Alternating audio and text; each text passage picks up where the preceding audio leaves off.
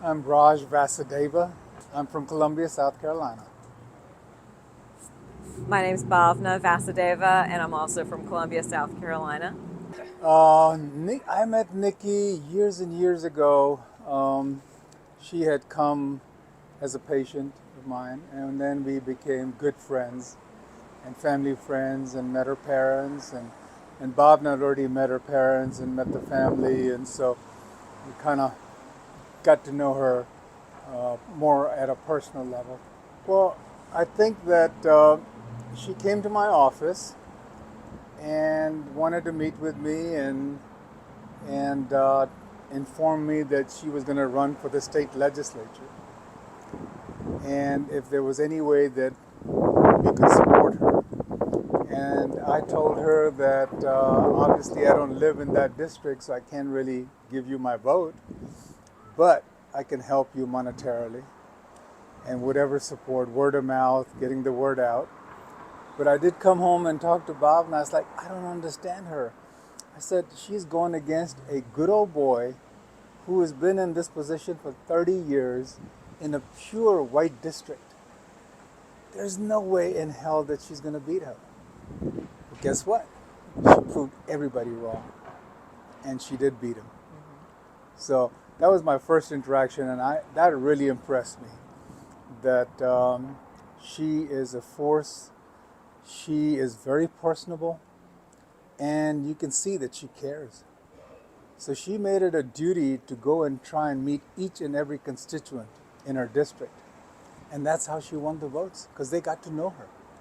Yeah, once she got into the state legislature, it was surprising, but not really surprising, that the legislators made her feel like she was unwanted, that she should be home baking cookies. They don't know what she's doing out there, and to just keep her mouth shut and just sit in the corner and bide her time.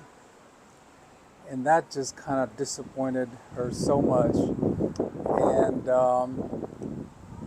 she decided she was not going to run for state legislature again, and decided she was going to run for treasurer. Well, she went to Governor Mark Sanford and informed him that she wanted to run for treasurer. And it was him that told her, you run for governor. And she's like, I can't go against four good old boys. He's like, oh, yes, you can. And guess what? She beat him. So that's why when all these polls come out about Trump and Nikki and all that, I don't believe them. I don't know who they're polling. Exactly. Okay? And I think there's a lot of people out there that are so scared that they don't want to let somebody know that they won't want to vote for Trump. And deep down, they may go the other way. So I think that's what's happening. Just like a lot of people wanted to vote for Trump against Hillary, but didn't want to admit it openly, and that's what happened. It was an anti-Hillary vote that got Trump elected. So I think that, people need to stop getting so scared. I just find it hard to believe that there's so many cowards out there. A lot of people don't like Trump, but will not come out publicly and say it. They're just scared. And I went to a boarding school, and one thing we learned as kids, because nobody was there to protect us, that the only way to beat a bully is to get 8-10 people together and beat them up. That bully never came after us anymore. That's what you got to do. I think she has always turned bullying and adversity into good things. She has used that against her opponents. Whatever nasty things that they say, they give her a little softball, she's going to hit you back with a cannonball. If they say something silly, she's going to come back at you with the truth. She is very smart and very calculating in that she knows that you own whatever the person is trying to use, and you just send it back against them and show it in the light that it is. We had one of the first fundraisers for her when she first announced she was running for governor, and we couldn't get 10 people together. Eight people that just came because the Vasudevas threw a really good party. But yeah. And everybody was like, Nikki who? Then when we were running the fundraisers for her for a second term, then it was like packed houses. We couldn't stop. We had 150, 200 people, and we said we can't have this many people in our house. It's too much. So it's amazing. Hard work. Yeah, hard work, work ethic, and a good message. Yes. And of course, then the first 4 years proved that she was a good governor, that they elected her the second time. You know, people have forgotten. It's been a while. But those years when she was governor, It was great for our state. I mean, it was excellent for our state. I mean, you're calling Beast of the Southeast. I mean, they were just economically everything. I think no one has been talking about the debt. So as women, as an accountant, as a couple, balancing your own budget, getting your house in order. How can you function on any other level when you can't do that? She knows that. And the fact that we are indebted to the rest of the world and that we can't pay on our own debt and that we have money that is flowing out to other countries that is unnecessary, and there are things here domestically that need to be addressed. I think for anybody who lives here who's an American, it has to be concerned about that and about the economy, about inflation, about housing unaffordability. Yeah, and an accountant can put all that to rest. I mean, she will balance the books. She will make sure that there's no, spending where it doesn't have to go. So all these pork barrel projects and all that. And in fact, she did that in South Carolina. I think when we're standing in Charleston and down the block, we used to have the Calhoun Monument that divided the city, that said that whites could only be from here on, no blacks could come. And all those monuments, like the Confederate flag, to have them taken down by a brown woman was huge in our state. It put us on the map. It told everybody that we are open for business and that we are a state that reveres all of its citizens and racism has no place. And down the street from here was where the Emmanuel Church shooting happened. And that was the catalyst to get the flag down and change a lot of things in this state for people like us. And the way she handled the whole situation, there were no riots, there were vigils. I mean, it was just amazing. I mean, if this was up in the Northeast or the Midwest, There would be riots. There would be full-scale riots. But no. I think so. She's a unifier, a uniter. She's not a divider. She's a mom. She knows how to put her children, her husband, her family's interests first, just the way she put the state's interests first. Yeah. And I told her that. I said, you're a stateswoman. You're not just a politician. I think because she is got a vision, she wants to do well for the country, for the world, and not look at it as her own personal gain. agenda. And that's why she is going through all this stuff right now, because she believes in that vision and she's going to fight for it. The politicians only care what's next in their career. Yeah. She if doesn't she was looking care. out for a career, she would have already dropped out and, Of course. kissed, the ring. No, she's fighting the big fight. Yeah, we're proud of that. We're very proud to stand with that. So I think that's a stateswoman. Well, it's funny you ask. We were at our mansion, and this was the last get-together that we had. She threw a dinner party for some of her close friends, and at that time, we found out that she had accepted that. But she said that she being called by Donald Trump every day, asking her, would she take Secretary of State? Would she take this position, that position? And she would say, no, thank you very much. He wouldn't let off. Finally, he came up with the permanent representative to the UN.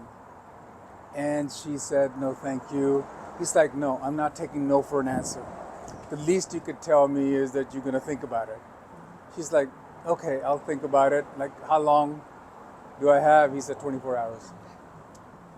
Well, she then talked to her kids, her husband, and they came together as a family and they all said, you know, Mom, go do it. Okay? Go do this, doing it for the country. And then that solidified her reason to do it. And then, of course, she wanted it to make sure that it was a cabinet position and that she had certain powers and stuff like that. But as you can see with the Trump administration, every person, secretary or whatever he was picking, within 6 months, they were trash. She lasted 2 years. I would always say that, you can only orbit the sun so closely without getting burnt. She did the best job. She lasted the longest. She left on her own terms with her dignity intact and her reputation intact. And after her, the slew and the onslaught of the administration was just So, terrible. Every person he would pick was Secretary of Defense, Secretary of State. They were the best thing since sliced bread. 6 months later, they were the worst thing. Is And I his was like, decision that bad, making Yeah, that? so I said, I mean, hang that's on what a it minute. means. I don't think all these people are that bad. There's only one universal factor here, and that's you. Maybe you're making bad decisions of picking all these people. So something's wrong. With him. But but- that's not our problem. Yeah. But she did a fine job as UN representative. She took on, bullies in the world. And she left on her own terms. I think she had a cordial relationship Yes. with them. I think that nothing. As cordial Yeah. a relationship as he can have with Yeah. people, And because I think he's a dictator. He does not want to be told anything. He doesn't want anything, only his own point of view. I mean, he wants yes men around him, Exactly. and then that's we fine. knew that's not her. She knew she could only last so long. She Yeah. said that going in. She didn't know how long she could keep quiet about things that needed to be voiced. And I for a while. I mean, I think that this probably came on much later. I believe that, probably just a few months before she actually made the announcement, because she could see that this country is not it's heading in the wrong right direction. And then you have one, 80-year-old who's president, another one soon to be 80. It's I'm not sorry, what we but want. That's not the vision of America. Yeah, It's I'm not sorry, the vision but for the future. in the 21st century, are these the two best candidates we can produce in Right. America? Come on. There's a lot of young blood out there who can do a lot of good. It's also about for this moving country. moving forward. Moving forward, you can't go back. Trump had his time. He had a shot at it. Yeah. It had some good parts and it had some bad parts. And he has declined since then. And there's more bad parts. And there's too much chaos. And the world cannot, at this time, deal with any more chaos. We need stability. The state of the nation, and for our children and our grandchildren, for the future. Like I said, she's a stateswoman. She's not looking out for her interests. I mean, we came from the same background, and so we believe in that, and we're moderates, And for democracy to survive, the losing side has to accept defeat.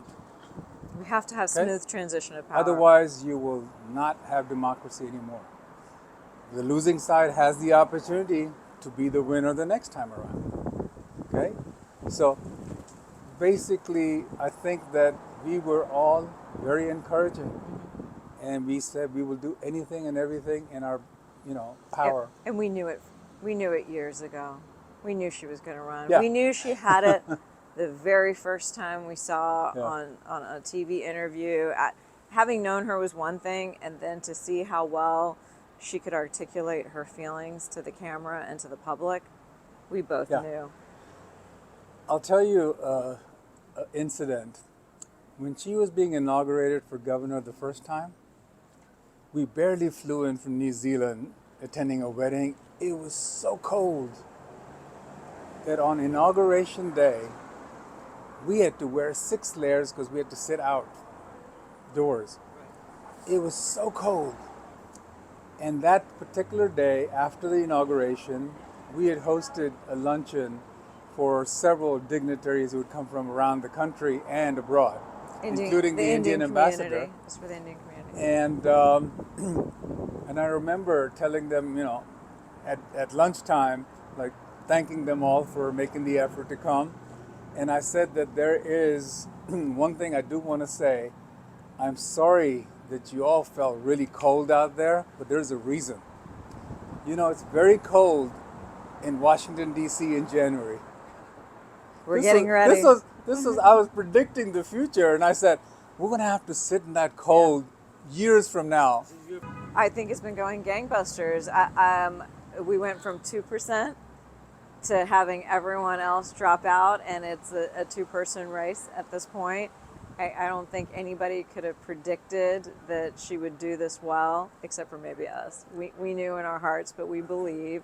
But I think that now she has proven herself, and now the rest of the nation can see it, and they're all getting right behind her.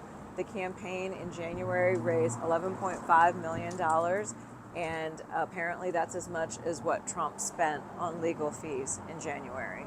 And all the money that he has coming in, which is very little, it's trickling in, it's all going to legal fees, and the donors are all declining, and hers is just on the upward trajectory.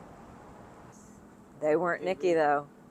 Well, and they were not going for president. They were going for VP. Yes. The women. Hillary Clinton. Yeah, that's right. Hillary And did. unfortunately, she could never really get women behind her. Going back to what we were talking about, the network of women, 50% of the electorate. 53%. Yes. So, I mean, if you just do it based on the numbers there. And, we're women. We're not voting for her just because she's a woman. Yeah.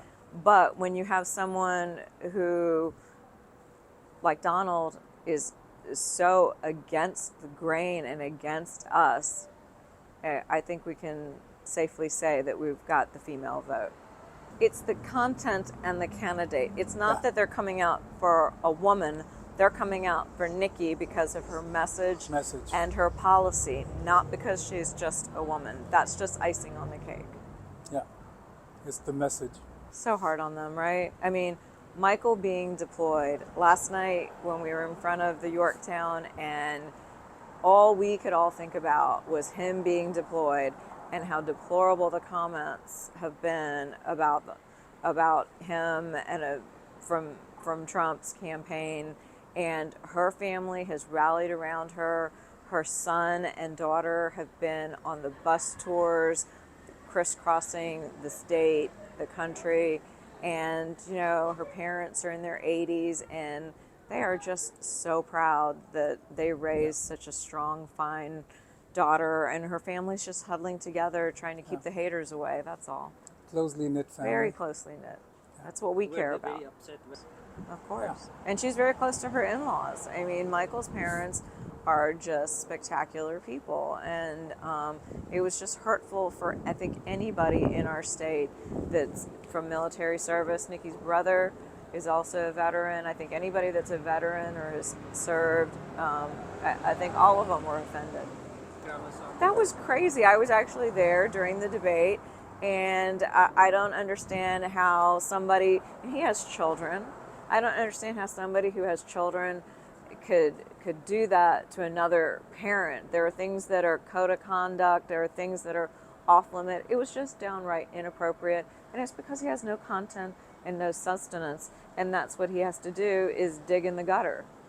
That's it. Well, let me tell you this. Nikki is a very, very tough cookie.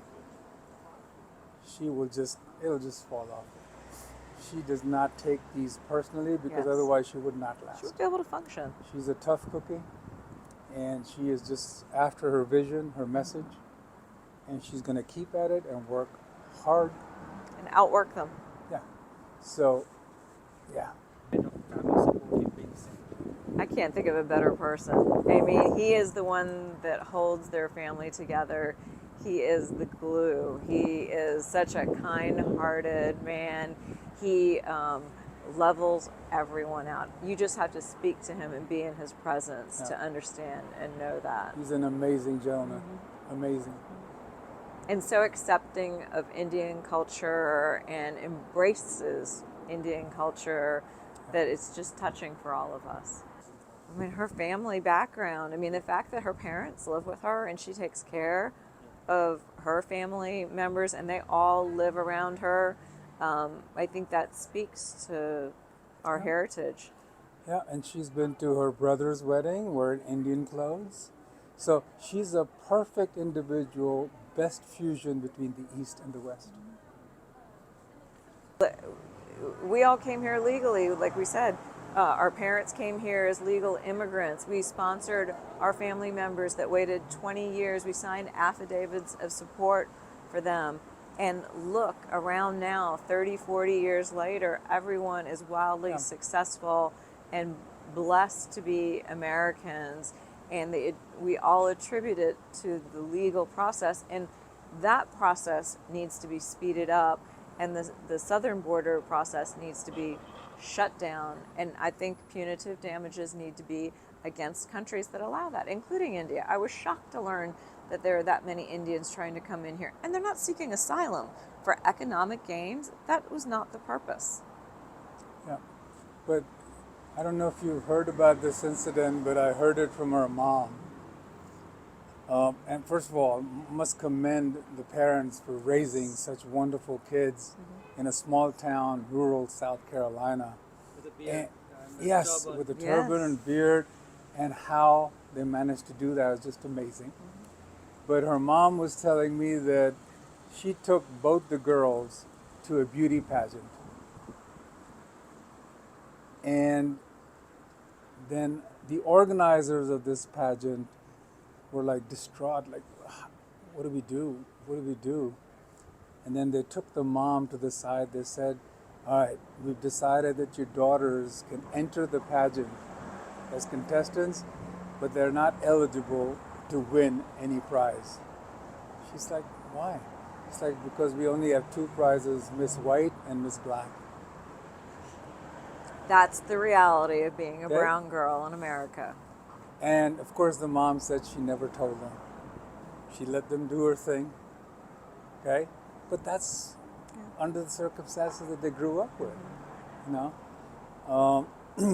So that tells you how far things have come. And for her to be elected as a minority brown person, as a governor of South Carolina, tell me if New York, the so-called melting pot, has elected a, a minority. Well, we've always done a little bit of this and a little bit of that. We've always had a mix. We would have Southern food as well as Indian food. We would do pani puri with like a vodka shot. So we tried to have fun with it and embrace both sides. If we're going to make shrimp and grits, we'll add some garam masala to it. So I think we're trying to do the nouvelle thing, which is embrace both Indian and American cultures. Exhausting. We Amazing. don't know. I think she's Superwoman. Yes. I mean, it's amazing because the day we had a fundraiser at our Oh, house, that was the day. that was the day she got up at 4 a.m, took Michael to the bus stop so that they could all leave for, Africa. Right. She got home, she had 2 appearances in Charleston. And a before rally. Before she got into the car, got to Columbia, and there was another 2 fundraisers, 5:30 and 7:30. And then she came to our fundraiser, and it was amazing. I was like, how can you do this? You've been up since 4 a.m. And then I think she And was then on after the that, she news went at 10:30. on Fox News on Sean Hannity. Yeah, 10:30 at night. But that's her.